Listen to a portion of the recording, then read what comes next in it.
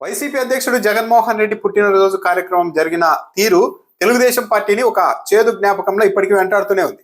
ఈ రోజుకి కూడా తెలుగుదేశం పార్టీ వాళ్ళ అంశాన్ని ప్రస్తావించి ఆందోళన చెందుతూ ఉన్నారు. ఓ 2-3 అంశాలు చూస్తే ఏ స్థాయిలో తెలుగుదేశం పార్టీ మీద జగన్మోహన్ రెడ్డి పుట్టినరోజు వేడుకల ప్రభావం చూపాయనేది అర్థమవుతుంది. అడుసుమేలి శ్రీనివాస్ గారు అని ఉంటారు.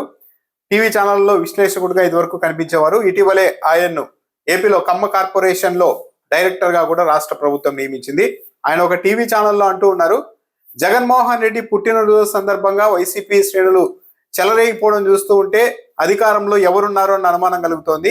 వైసీపీని అధికారంలో ఉందా అన్నట్టుగా ఉంది. జగన్మోహన్ రెడ్డి నెలలో 25 రోజుల పాటు యలహంకకి అంటే బెంగళూరుకి పరిమితం అవుతున్నారు.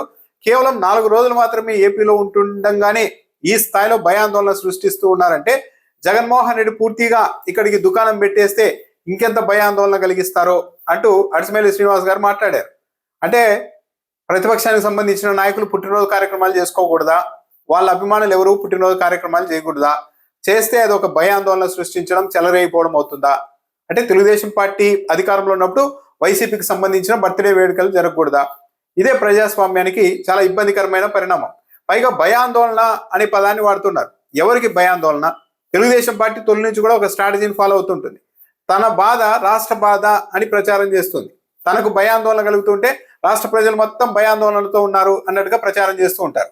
ఇప్పుడు జగన్మోహన్ రెడ్డి పుట్టినరోజు కార్యక్రమం చూసిన తర్వాత వైసీపీ శ్రేణులు ఆ ఉత్సాహం చూసిన తర్వాత సహజంగానే టీడీపీలో అధికార పార్టీలో ఆందోళన ఉంది. ఏంటి ఈ స్థాయిలో ఊపు రావడం ఏంటని దాన్ని ఏదో ప్రజల్ని భయాందోళనలకు గురి చేయడం లాగా చిత్రీకరించే ప్రయత్నం చేస్తున్నారు. నిజంగా వైసీపీ కూడా ఒక రాజకీయ పార్టీనే. అక్కడ కూడా రాజకీయాలు ఎప్పటి నుండో చేస్తున్న వాళ్ళు కూడా ఉన్నారు. నిజంగా జగన్మోహన్ రెడ్డి పుట్టినరోజు కార్యక్రమం ప్రజల్ని భయాందోళనకు గురి చేసే కార్యక్రమం అయితే ఒక రాజకీయ పార్టీగా వైసీపీ ఎందుకు చేస్తుంది? చేయదు. భయాందోళనకి ఎవరు గురి కాలేదు, చాలా ఉత్సాహంగా చేసుకున్నారు. అది తెలుగుదేశం పార్టీకి భయాందోళన కలిగిస్తూ ఉండవచ్చు. కానీ దాన్ని అదో భయాందోళన అన్నది తెలుగుదేశం పార్టీలో ఉంటే ప్రజల్లో ఉంది అని ప్రచారం చేసే ప్రయత్నం చేస్తూ ఉన్నారు. ఈ రోజు రాష్ట్ర ముఖ్యమంత్రి గారు కూడా మళ్ళీ స్పందించారు. జగన్మోహన్ రెడ్డి పుట్టినరోజు సందర్భంగా పొట్టేళ్లను నరికి రక్తాభిషేకం చేశారు, ఇలాంటి వాళ్ళ మీద కఠిన చర్యలు తీసుకోవాలి అని. అయితే సోషల్ మీడియాలో ఇప్పుడు లేటెస్ట్గా ఒక వీడియో వైరల్ అవుతోంది.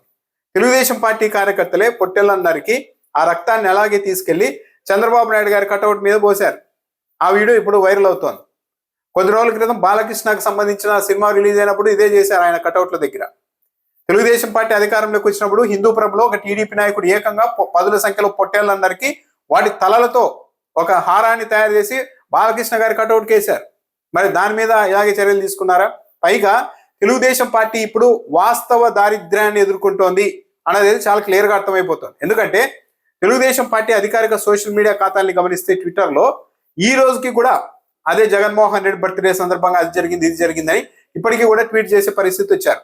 కదిరిలో ఒక గర్భిణీ స్త్రీ మీద అజయ్ దేవ్ అనే వ్యక్తి దాడి చేశారు, యువకుడు అని దాడి చేశారని చెప్తున్నారు. అతడు జనసేన పార్టీ కార్యకర్త అన్నది చాలా క్లియర్గా ఎస్టాబ్లిష్ అయిపోయింది. జనసేన పార్టీ వాళ్ళు కూడా అంగీకరించారు.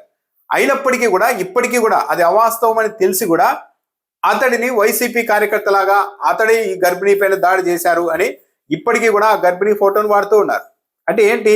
వాస్తవాల మీద తెలుగుదేశం పార్టీ అధికారంలో ఉంటూ కూడా వాస్తవాల మీద వైఎస్ఆర్సీపీని టార్గెట్ చేసే పరిస్థితి లేక ఇలా పూర్తిగా అవాస్తవాలని తెలిసి సరే అవాస్తవాలని నిరూపితమైన తర్వాత కూడా ఆ అంశాల ఆధారంగానే వైసీపీని టార్గెట్ చేసే ప్రయత్నం చేస్తోంది తెలుగుదేశం పార్టీ. అంటే వాస్తవ దారిద్ర్యాన్ని తెలుగుదేశం పార్టీ ఎదుర్కొంటోంది అన్నది ఇక్కడ అర్థమవుతోంది.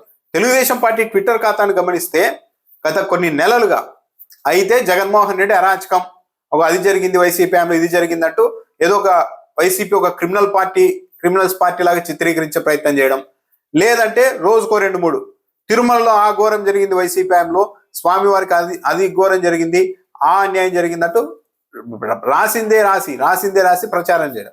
తెలుగుదేశం పార్టీ ట్విట్టర్లో ఇవే కనపడుతున్నాయి. అంటే ఇంతకు మించి వాస్తవాల మీద వైఎస్ఆర్ కాంగ్రెస్ పార్టీని ఎదుర్కోవడానికి తెలుగుదేశం పార్టీ దగ్గర ఎలాంటి అస్త్రాలు లేవు. ఒకటి, తిరుమల చూపెట్టి భక్తుల్ని రెచ్చగొట్టాలి, ప్రజల్ని రెచ్చగొట్టాలి. 2, జగన్మోహన్ రెడ్డి అరాచకవాది, వైసీపీ వాళ్ళంతా అరాచకవాదులు అని చెప్పి ప్రజల్ని భయపెట్టి వైసీపీ వైపు వెళ్ళకుండా చేయాలి. ఈ రెండే పనిగా పెట్టుకున్నట్టున్నారు. అంతకు మించి తన పరిపాలన మీద కానీ మా పరిపాలన చూడండి, జగన్మోహన్ రెడ్డి పరిపాలన చూశారు కదా ఏది బాగుందో రండి చర్చిద్దామని సవాల్ చేసే పరిస్థితుల్లో తెలుగుదేశం పార్టీ లేదు. కేవలం సెంటిమెంట్ అను నిరూపితం కాని అంశాలని అవాస్తవాలని తేలిన తర్వాత కూడా అదే అంశాన్ని పట్టుకొని వైసీపీని టార్గెట్ చేసే పరిస్థితికి తెలుగుదేశం పార్టీ వెళ్ళిపోయింది. ఇవన్నీ చూసిన తర్వాతనే ఇక తెలుగుదేశం పార్టీ దగ్గర ఏమీ లేదు, అందుకే మళ్ళీ జగన్మోహన్ రెడ్డి రావడం దాదాపు ఖాయమైపోయింది, అందుకే ఇలాంటి వాటి మీద జగన్మోహన్ రెడ్డిని టార్గెట్ చేస్తున్నారు అన్న ఒక అభిప్రాయం ఏర్పడుతోంది.